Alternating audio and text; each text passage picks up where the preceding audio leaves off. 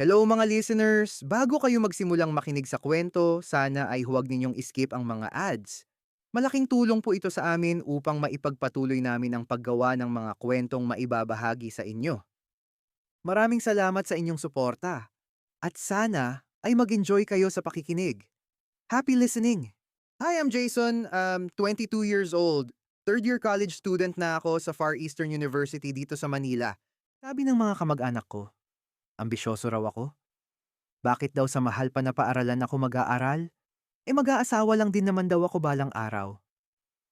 Nung nalaman nilang sa FEU ko gustong mag-aral, tinawanan lang nila ako. Para sa kanila, hindi ko raw kakayanin dahil mahal ang tuition at masyado raw mataas ang pangarap ko. Pero oo, mataas talaga ang pangarap ko. Lumaki ako sa probinsya ng Cagayan. Danas na danas ko pati ng pamilya ko ang hirap ng buhay. Halos isang kahid, isang tuka lang kami. May mga araw na asin lang ang inuulam namin. At may mga gabing natutulog kaming walang laman, ang tiyan.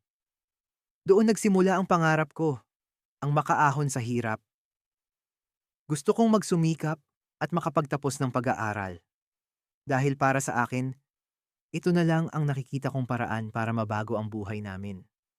Para maiangat ko ang pamilya ko sa sitwasyong kinalakihan namin. Hindi naging madali ang lahat. Isinanla ni Mama at Papa ang bukid namin para lang makapag-college ako dito sa Maynila. Si Mama, pumasok bilang katulong. Si Papa naman, doble kayod sa bukid para may maipangtustos sa pag-aaral ko. At hindi lang ako ang umaasa sa kanila. May dalawa pa akong kapatid na mas bata sa akin na kailangan ding pag-aralin.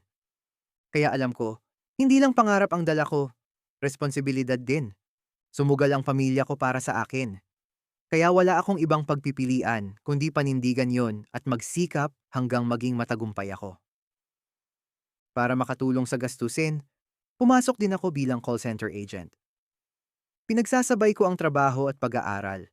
Kahit mahirap, kahit nakakapagod, kinakaya ko pa rin. Maliit lang ang sahod ko bilang call center agent.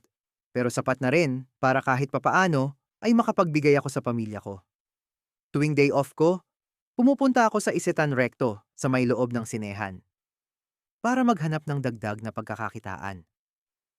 Nalaman ko ang lugar na yon dahil sa isa kong kaklase na katulad ko rin na hirap sa buhay at naghahanap ng paraan para kumita ng pera habang nag-aaral. Siya ang nagdala sa akin sa lugar na yon. Nagko-callboy ako. Sa totoo lang, nahihiya ako sa ginagawa ko. May mga pagkakataon din na nandidiri ako sa sarili ko. Hindi ito yung buhay na pinangarap ko para sa sarili ko.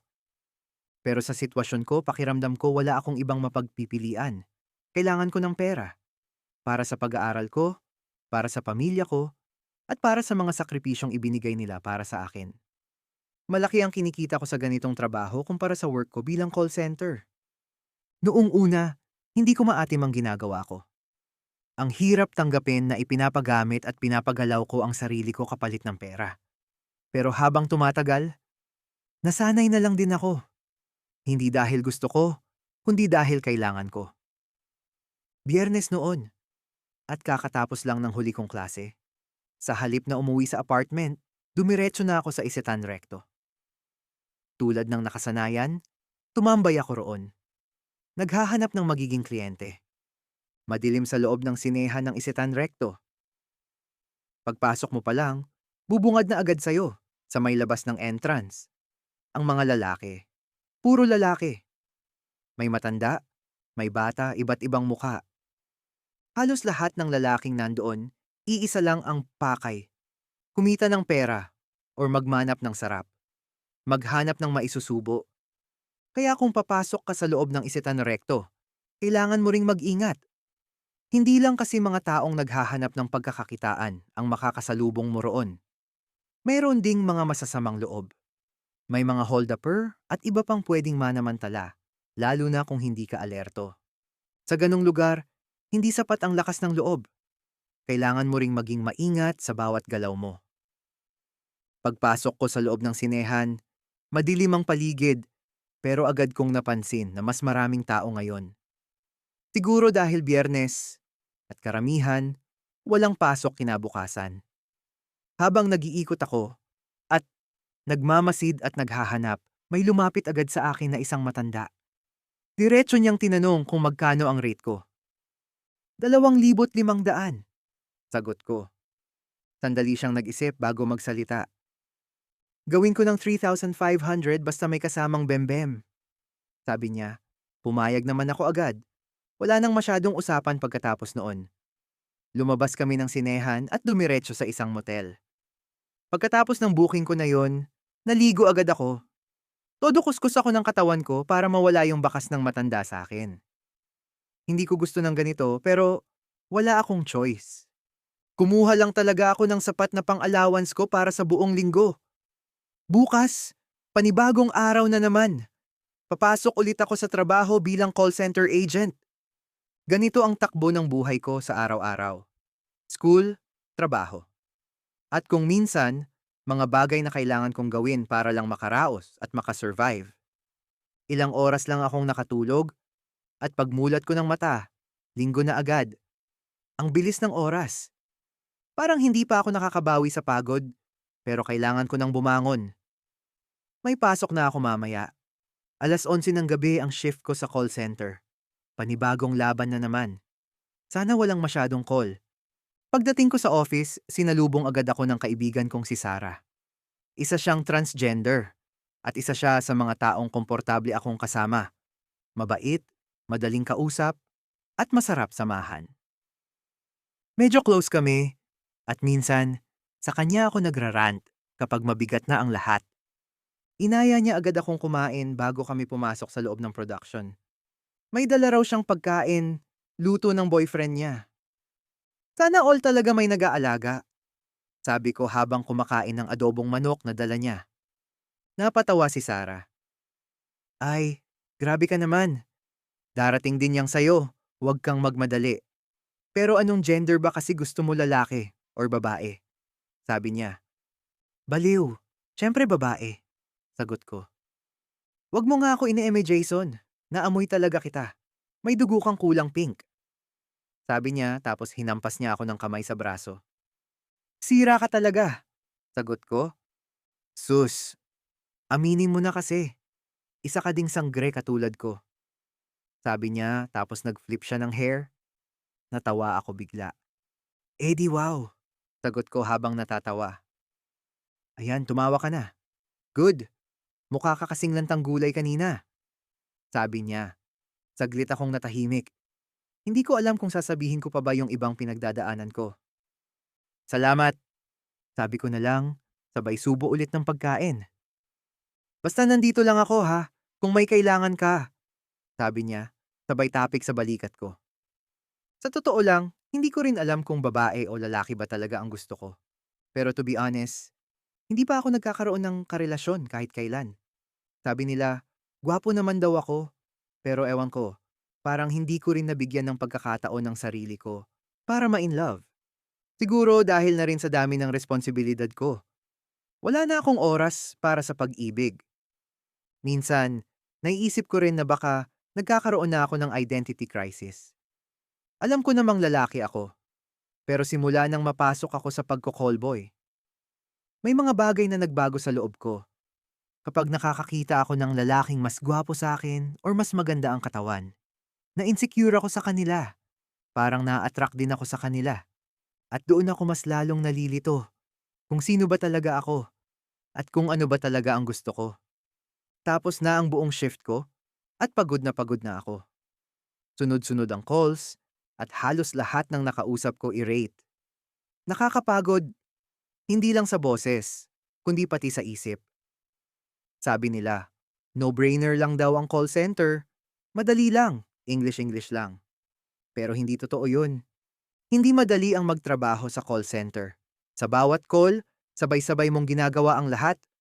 Nakikipag-usap ka sa customer. Pinapakalma mo ang galit nila habang nagna-navigate ka sa iba't ibang tools. Kailangan mabilis ang utak mo, malinaw ang paliwanag mo, at kontrolado mo pa rin ang sarili mo kahit gaano kahirap ang kausap. Sa isang tawag pa lang, ubos na ubos ka na. Isip, emosyon, pati katawan. Nag-book na lang ako ng angkas para makauwi agad sa apartment. Hindi ko na kayang mag-commute sa sobrang pagod. Pagdating ko sa apartment, sinalubong agad ako ng landlord ko. Maniningil ng bayad ng rent. Napamura ako sa isip ko. Nakalimutan ko. 2 buwan na pala akong hindi nakakabayad ng renta. Ang dami kasing gastos nitong mga nakaraang linggo. Nakiusap na lang ako kung pwede sa susunod na buwan na ako makabayad. Buti na lang at mabait ang landlord ko, pinagbigyan niya ako. Pagkapasok ko sa loob, dumiretso agad ako sa kama.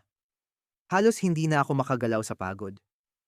Bago ako tuluyang nakatulog, nag-set ako ng alarm sa phone ko. Kailangan kong gumising ng maaga. Pupunta ako sa Isitan Recto para mag-sideline ulit. Napakahirap ng buhay ko, pero laban lang. Marami pa akong pangarap at alam kong balang araw, magiging worth it din ang lahat ng paghihirap na pinagdadaanan ko ngayon. Nagising ako sa malakas na tunog ng alarm. Agad akong bumangon. Lumabas muna ako para kumain sa labas. Kahit simpleng pagkain lang para may lakas ako sa buong araw. Pagkatapos, nagbihis na ako at naghanda tapos pumunta na ako sa Isitan Recto. Dating gawi ulit. Pag akyat ko ng escalator, malapit pa lang ako sa taas, kita ko na agad ang dami ng tao. May matatanda, may bata, iba't ibang mukha na naman. Pagpasok ko sa loob ng sinehan, napansin ko ang mga grupong nagkukumpulan malapit sa entrance. Pero deadma lang ako. Dumiretso ako sa paglalakad. Naghahanap ng pwedeng maging kliyente. Umupo ako sa medyo maliwanag na parte at tahimik na nagmasid. Tinitingnan ang galaw ng bawat tao sa paligid. Ilang sandali pa, may umupo sa tabi ko. Bigla niya akong hinawakan. Mahinahon kong sinabi, "I'm for hire." Saglit siyang natahimik, tapos sinabi niyang wala raw siyang pambayad. Iniwan niya akong nakaupo roon, tahimik, pero sanay na ako sa ganitong eksena. Bawal akong hawakan or galawin kung walang pambayad. Hindi ako nagpapatikim ng libre. Ilang minuto lang ang lumipas. May isa na namang lalaking umupo sa tabi ko. Hindi na siya nagpaligoy-ligoy. Tinanong agad niya kung magkano ang rate ko. 2,500, subo lang. Sabi ko, "Magkano kung may kasamang service? Yung BEM?" Tanong niya. 3,500. Sabi ko agad. Nagkasundo kami sa presyo. Tahimik kaming lumabas ng sinehan. Parang walang nangyari. Parang normal lang na magkasabay na naglalakad. "Saan pala tayo?" Tanong ko habang naglalakad kami palabas. "Sa kondo ko na lang," sagot niya. Napatingin ako sa mukha niya. Maayos ang itsura. Malinis. Mukhang disente. At halatang may kaya sa buhay.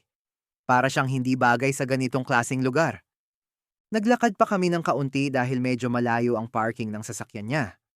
Tahimik lang kaming dalawa habang naglalakad. Walang usap, puro yabag lang ng paa ang maririnig. Pagdating sa sasakyan niya, sumakay ako sa passenger seat. Pagkasara ko ng pinto, napalingon siya sa akin. "Gusto mo bang kumain muna?" Tanong niya. "Hindi, busog pa ako," sagot ko. "Sige," sabi niya. Umandar ang sasakyan. Ilang segundo ng katahimikan ang lumipas. "Hindi ba malayo yung place mo dito?" Tanong ko. "Hindi naman," sagot niya.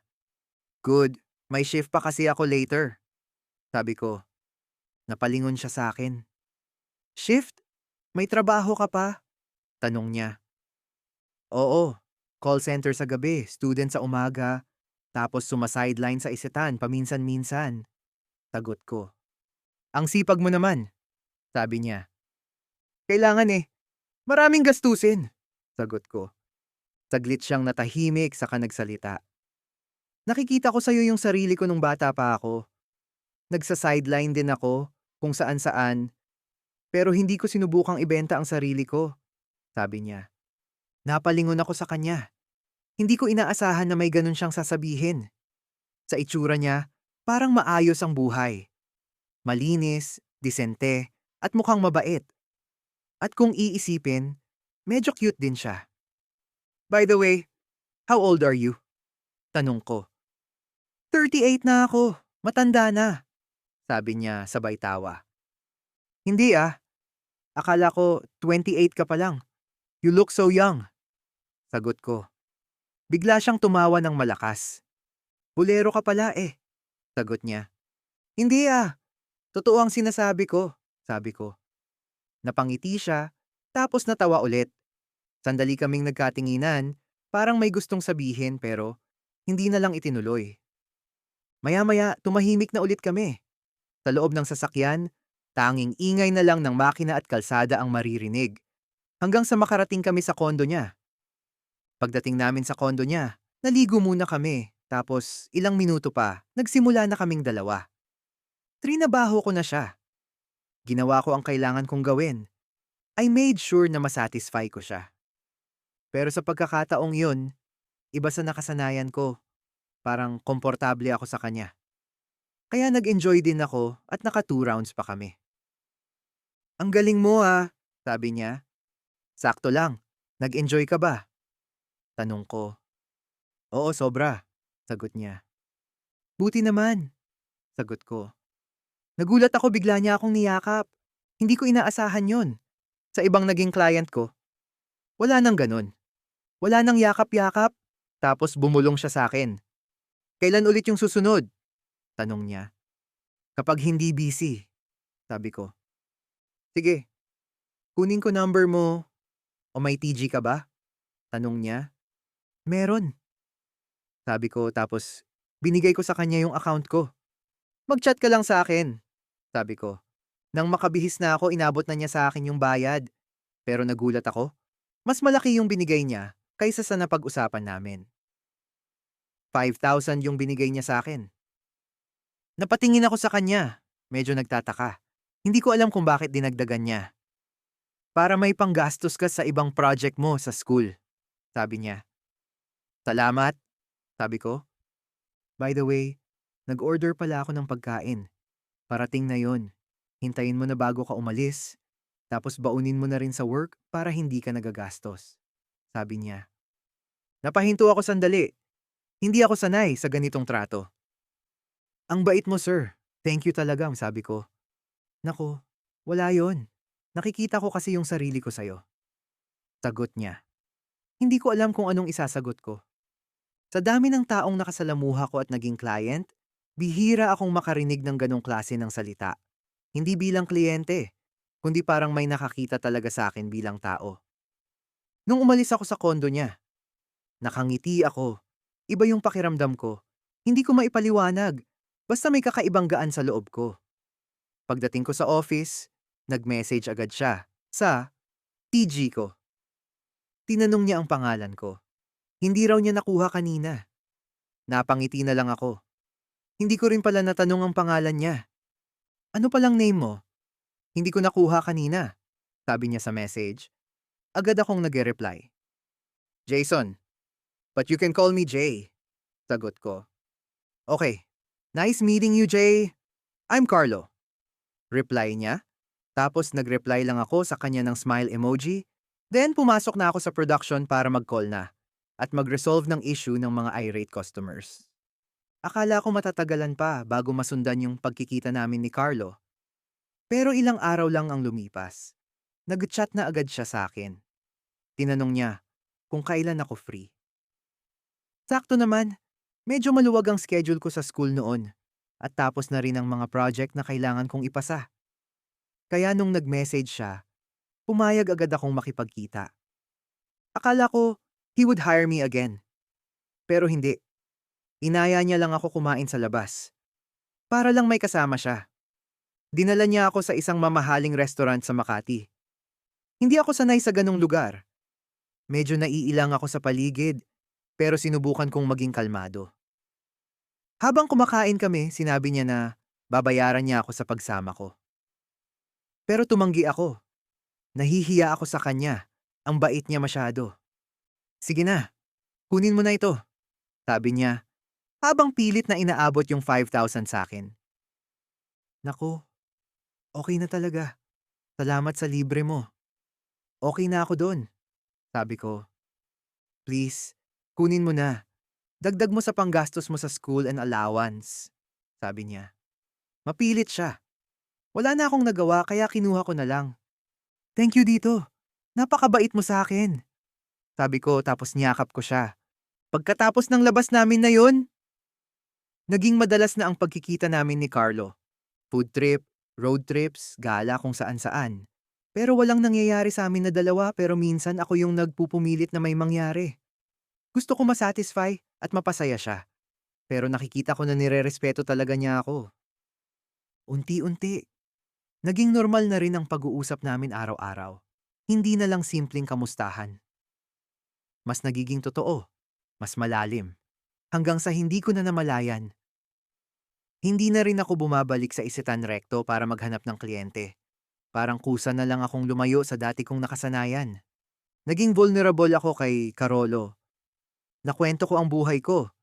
Yung hirap, yung mga pinagdaanan ko, pati yung mga bagay na hindi ko basta sinasabi sa iba.